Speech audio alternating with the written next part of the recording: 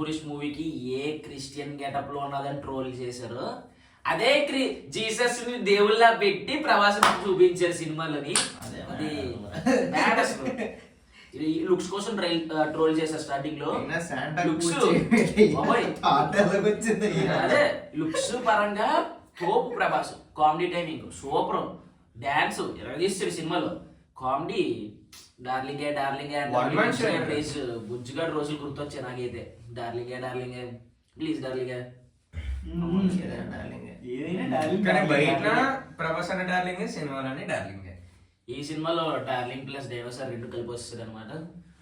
ఇంకా నెక్స్ట్ ఒక విధంగా ఎడిటింగ్ ఒక విధంగా హెల్ప్ చేసింది, అదే విధంగా ఒక సైడ్ నుంచి మాత్రం డిసడ్వాంటేజ్ కూడా అదే. చాలా వరకు అంటే మరీ హైప్ గా వెళ్ళిపోయి డోరేమోన్ బొమ్మలో కొట్టకూడదు. ఒక దగ్గర చాలా బాగుంటాయి కొన్ని సీన్లలో మాత్రం.